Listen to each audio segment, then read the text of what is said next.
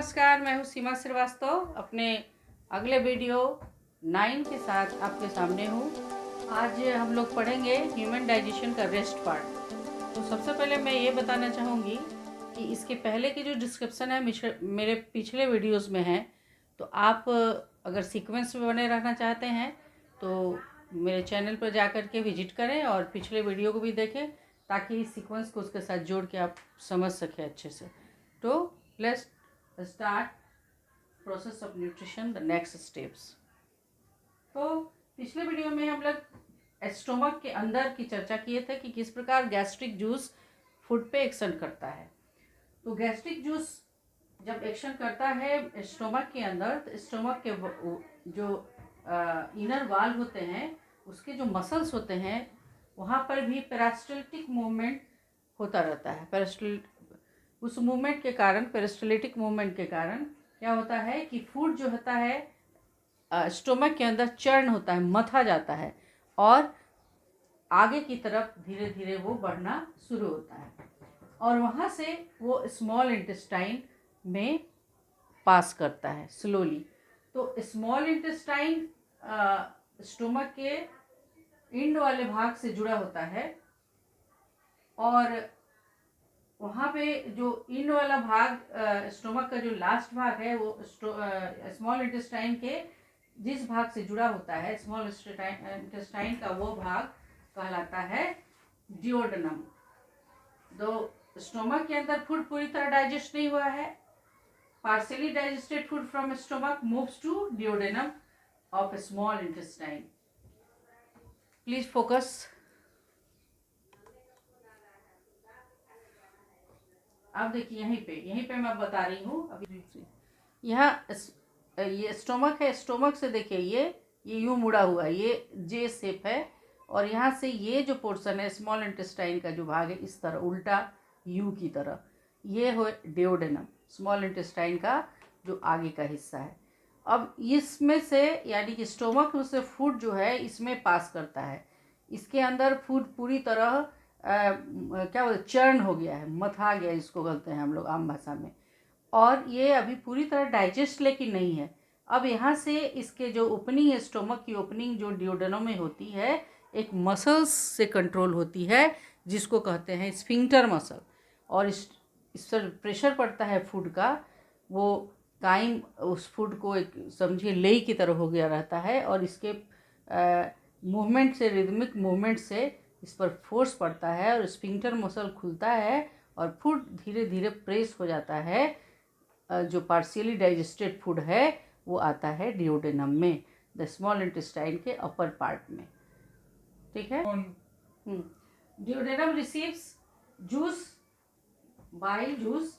वो डिओडेनम में देखिए क्या क्या यहाँ पर फंक्शन होता है जो फूड के साथ, जो स्टोमक के साथ, स्टोमक के बाद इंटेस्टाइन के अगले भाग यानी डिओडेनम में आया है। वहाँ पर डिओडेनम में बाइल, लीवर में जो बनता है वो बाइल आता है। उसके बाद जस्ट स्टोमक के नीचे पैंक्रियाज होता है, उससे भी पैंक्रियाटिक जूस निकलता है और ये दोनों चीज़ कहाँ वो मिलते हैं, तो डिओडेनम में आकर फूड पर एक्शन करने के लिए आते हैं।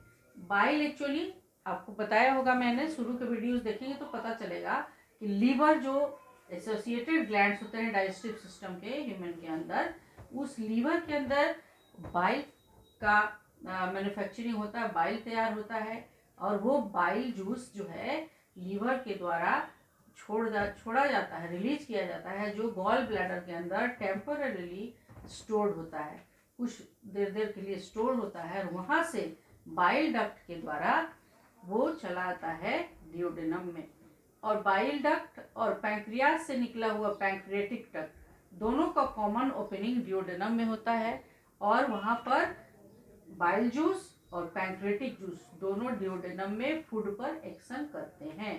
अब देखते हैं हम लोग यहाँ कि पैंक्रियाटिक, अब बात करें हम लोग पैंक्रियाटिक जूस में 3 तरह के एंजाइम हैं। एक है trypsin, pancreatic trypsin, pancreatic amylase and lipase enzymes. अब बारी बारी से दोनों के एक्शन की चर्चा कर लेते हैं। हाँ, तो बाइल जो होता है, बाइल जूस जो आता है लीवर से बनके गॉल ब्लैडर में स्टोर्ड होता रहता है और वहाँ से रिलीज होता है। तो इस बाइल के अंदर बाइल सॉल्ट्स होते हैं और वो बाइल सॉल्ट जो होते हैं फूड में उपस्थित, जो कि ड्यूडेनम में फूड पार्शियली डाइजेस्टेड फूड जो आया हुआ है स्टोमक से, उस फूड में जो फैट के मॉलिक्यूल होते हैं उसको वो क्या करते हैं, बाइल सॉल्ट उसको क्रश करते हैं। इस प्रोसेस को करते हैं emulsification of fat globules. Fat के बड़े बड़े ग्लोब्यूल को वो इमल्सिफाई करते हैं, उसको क्रश करते हैं, उसको छोटे छोटे टुकड़ों में बदलते हैं, जिससे कि क्या होता है, वो पैंक्रेटिक जूस उस पर आसानी से एक्शन कर पाता है। फैट मॉलिक्यूल पर लाइपेज जो एंजाइम है, अभी चर्चा करूंगी मैं। तो बाइल का काम है emulsification of fat globules for further action of pancreatic lipase.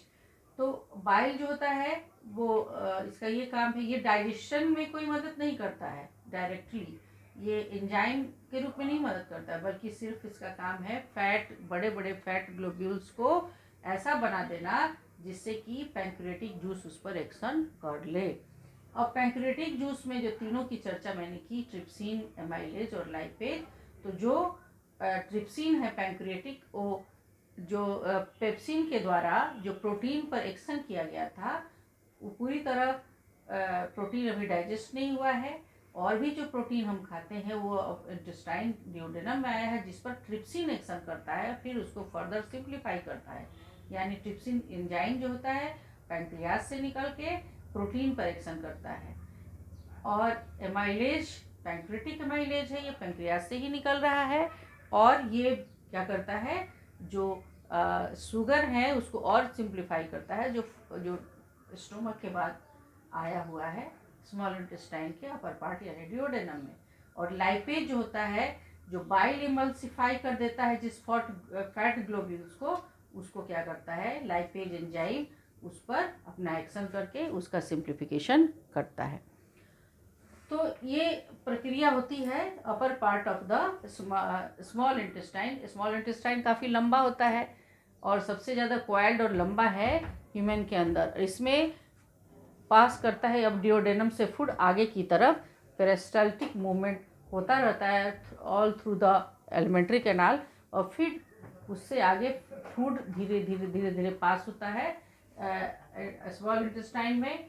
और जब फाइनली ये प्रक्रिया होती रहती है और स्मॉल इंटेस्टाइन के लास्ट तक जाते जाते इंटेस्टिनल जूस, स्मॉल इंटेस्टाइन से भी बहुत सारे जूस निकलते हैं जिससे बहुत सारे एंजाइम होते हैं जो बचे खुजे कार्बोहाइड्रेट, प्रोटीन और फैट को पूरी तरह डाइजेस्ट कर देते हैं।